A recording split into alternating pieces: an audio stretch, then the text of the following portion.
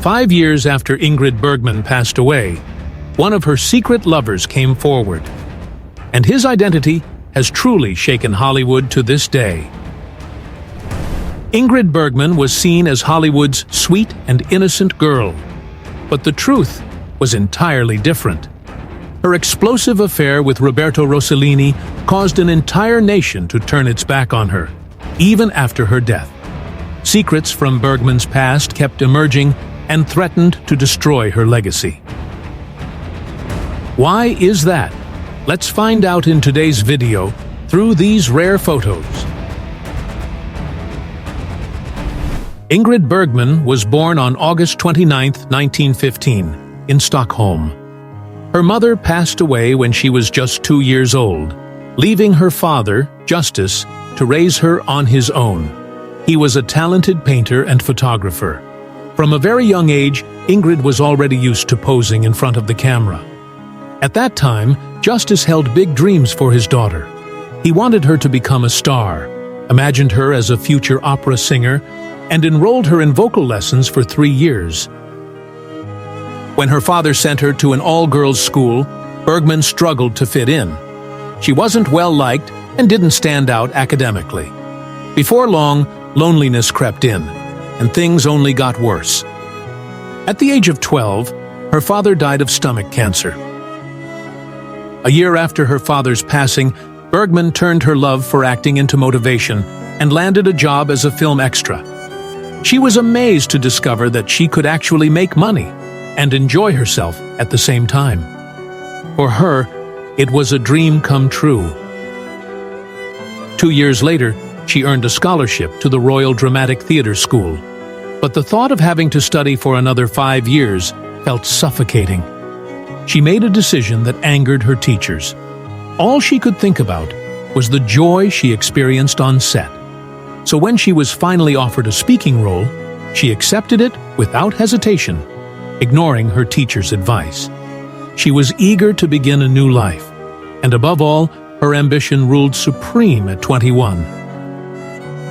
Bergman made an exciting choice and married Peter Lindstrom, a dentist. It wasn't hard to understand why he fell in love with her. Bergman was young, beautiful, and full of passion.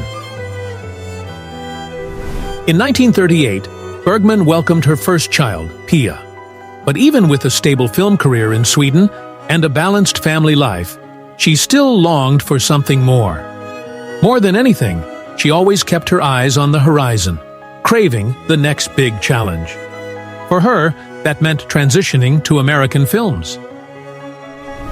In 1939, with just one suitcase in hand, 24-year-old Bergman arrived in Los Angeles, excited to begin a new chapter. Hollywood producer David O. Selznick had seen her performance in the Swedish film Intermezzo and believed she would be a perfect fit for its English-language remake. Although Bergman was thrilled by the rare opportunity, she fully expected to return to her husband and child once filming was complete. Instead, something entirely different happened. Her first American film was a major success, and critics were enchanted by this stunning newcomer. After that, there was no going back to Sweden. She had arrived without knowing a single word of English, yet managed to overcome every barrier. Bergman soon realized that Hollywood wanted to control and completely reshape her image. She refused to submit to the studio's demands. Many young stars were groomed so perfectly that they nearly lost all sense of their true selves. Bergman was a breath of fresh air. She had a natural appearance, and in the beginning, her simplicity worked in her favor. She was always cast as the good girl or the country girl, but with a fiery personality like Bergman's, those roles quickly became dull. In 1941, Bergman was expected to play another soft, feminine role in Dr. Jekyll and Mr. Hyde, but she pleaded with the studio to give her a chance to play the naughty one, and they agreed. Bergman would finally step into the role of a seductive woman. However, her on-screen allure would soon be mirrored by her real-life behavior. However, behind the scenes, something scandalous was going on with her. Bergman had no objection to seeking pleasure outside her marriage. Throughout the 1940s, she engaged in several passionate affairs with directors and actors, beginning on the set of Dr. Jekyll and Mr. Hyde, where she and Spencer Tracy had a brief romance. But that was only the beginning. While Bergman was living her dream life in Hollywood, she still had a family back home. Her husband and daughter, Pia, eventually joined her in the United States. They first settled in New York and later moved to San Francisco whenever she could arrange it. Bergman would spend time with them in between projects. However, over time, it became clear she was leading a double life, one that would inevitably tear her family apart. Her husband had no interest in the glitter and glamour of Hollywood and began to resent her career. To him, it was all too much. As Bergman's success grew, so did her vanity and self-obsession. She was a free spirit, while Lindstrom was extremely rigid and frugal. Even when he discovered she was cheating on him repeatedly, he didn't pursue a divorce. His wife was earning a great deal of money, and the income kept flowing in. As the head of the household, he managed her career and handled her finances. With her husband's indifference, Bergman was free to break a few famous hearts, and her career was about to soar. In 1942, Bergman landed the most iconic role of her career to date, Ilsa in Casablanca, starring alongside Humphrey Bogart. Although the film became one of the most beloved movies ever made, it was never one of Bergman's personal favorites. In 1943, she starred in For Whom the Bell Tolls, after Ernest Hemingway's novel was sold to Paramount Pictures. Hemingway himself insisted that no one but Ingrid Bergman should play the role. She earned an Academy Award nomination for her performance and captured the heart of leading man Gary Cooper. It seemed that Bergman was keeping her own heart well guarded, and Cooper learned that the hard way. He fell deeply in love with her during filming, but their brief romance never led anywhere. Later, Cooper said, "No one loved me more than Bergman did, but the day after the movie wrapped, I couldn't even get her on the phone." She was elusive and enchanting, but the hopes and heartbreak she left behind were only a preview of the scandal to come. Among all the roles Bergman longed for, Joan of Arc topped the list. Something about that confident, fearless character deeply resonated with her. It became her ultimate dream role. There was just one problem. No one was making a Joan of Arc movie. In 1946, luck finally turned her way when she starred in Joan of Lorraine at the Alvin Theatre in New York. The unprecedented success of the play became a stepping stone toward realizing one of her biggest dreams.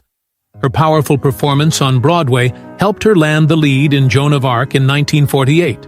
She poured everything into the film, even her own money. Sadly, it all ended in disappointment. Although the Academy nominated her for her performance, she found herself swept up in a scandal. Bergman's descent into disgrace began innocently enough.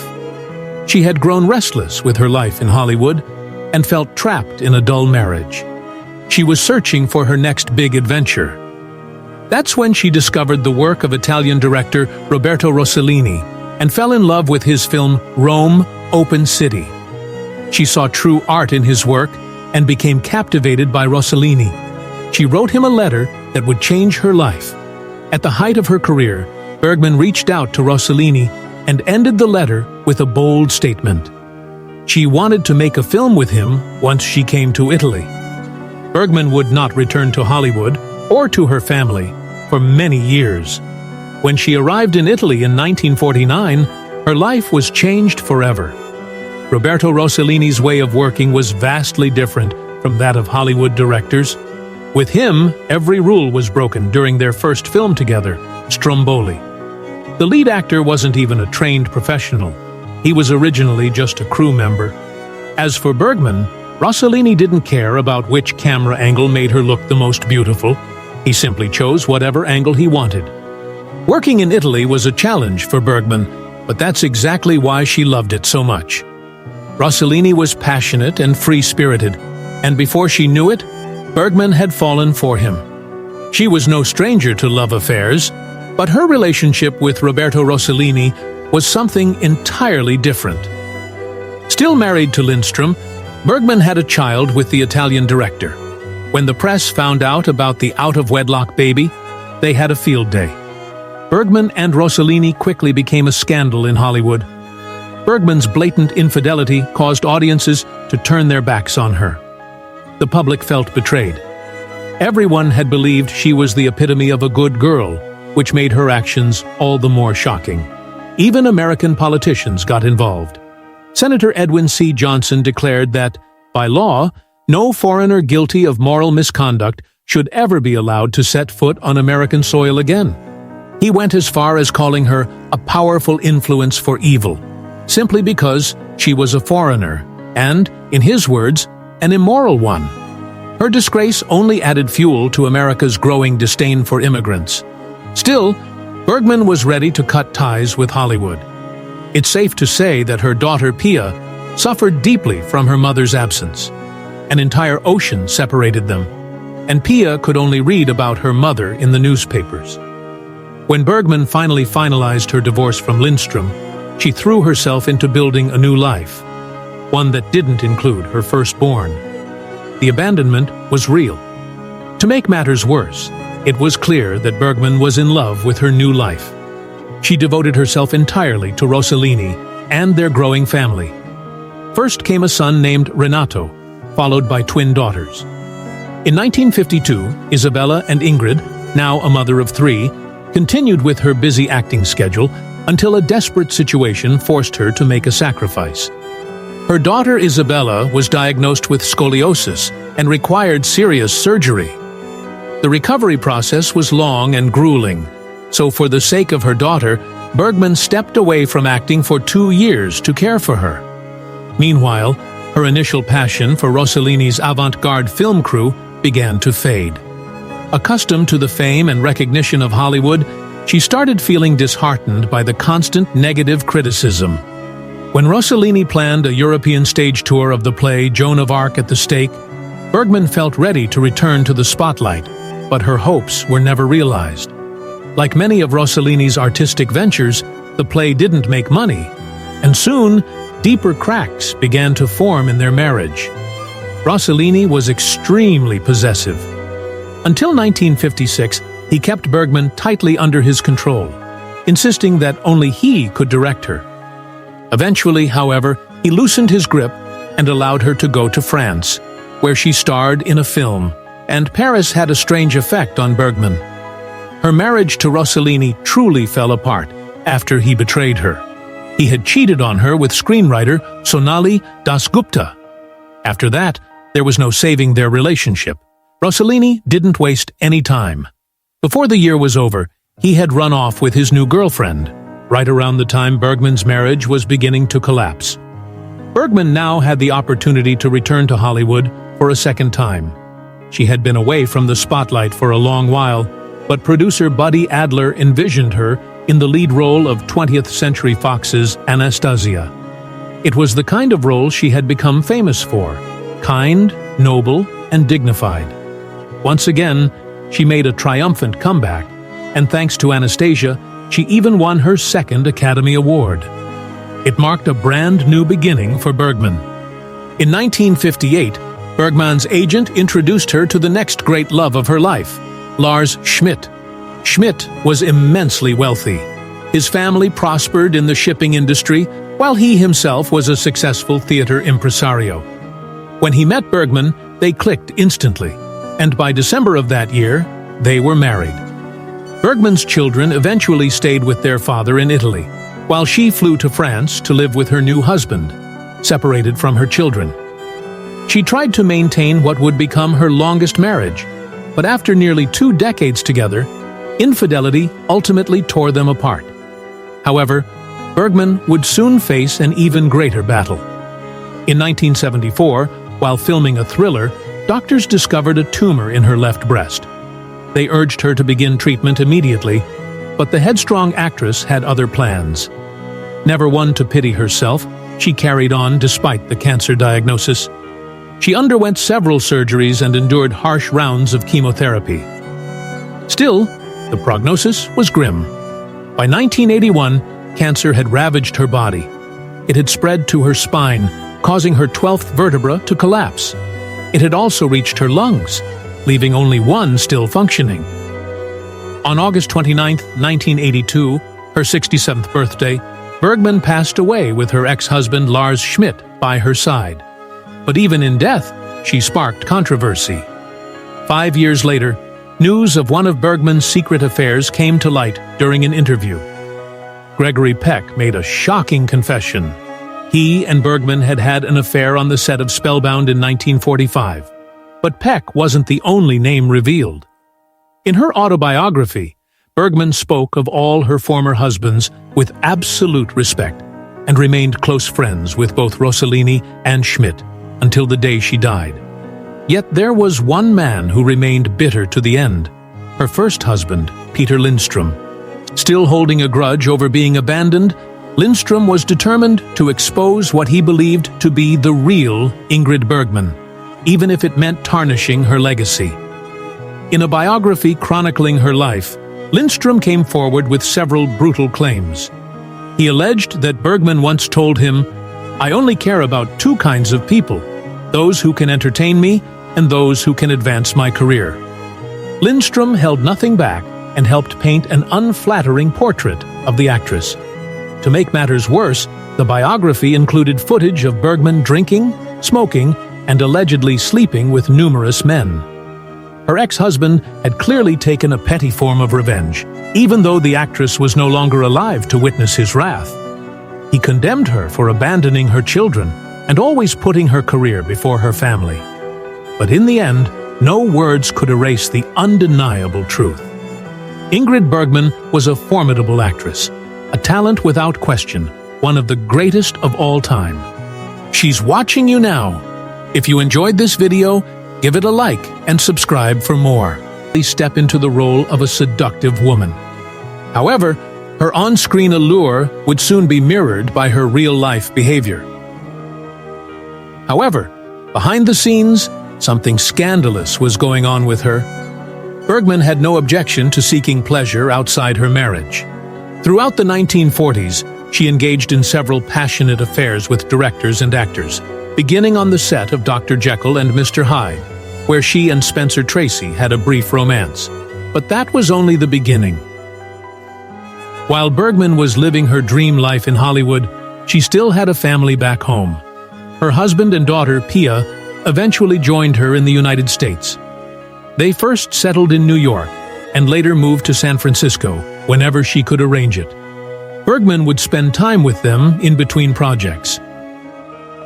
However, over time, it became clear she was leading a double life, one that would inevitably tear her family apart. Her husband had no interest in the glitter and glamour of Hollywood and began to resent her career. To him, it was all too much. As Bergman's success grew, so did her vanity and self-obsession. She was a free spirit, while Lindström was extremely rigid and frugal. Even when he discovered she was cheating on him repeatedly, he didn't pursue a divorce. His wife was earning a great deal of money, and the income kept flowing in. As the head of the household, he managed her career and handled her finances. With her husband's indifference, Bergman was free to break a few famous hearts, and her career was about to soar. In 1942, Bergman landed the most iconic role of her career to date, Ilsa, in Casablanca, starring alongside Humphrey Bogart. Although the film became one of the most beloved movies ever made, it was never one of Bergman's personal favorites. In 1943, she starred in For Whom the Bell Tolls, after Ernest Hemingway's novel was sold to Paramount Pictures. Hemingway himself insisted that no one but Ingrid Bergman should play the role. She earned an Academy Award nomination for her performance and captured the heart of leading man Gary Cooper. It seemed that Bergman was keeping her own heart well guarded, and Cooper learned that the hard way. He fell deeply in love with her during filming But their brief romance never led anywhere. Later, Cooper said, "No one loved me more than Bergman did, but the day after the movie wrapped, I couldn't even get her on the phone."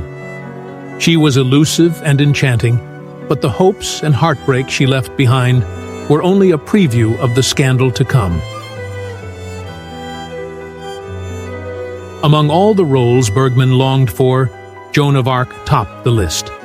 Something about that confident, fearless character deeply resonated with her. It became her ultimate dream role. There was just one problem. No one was making a Joan of Arc movie. In 1946, luck finally turned her way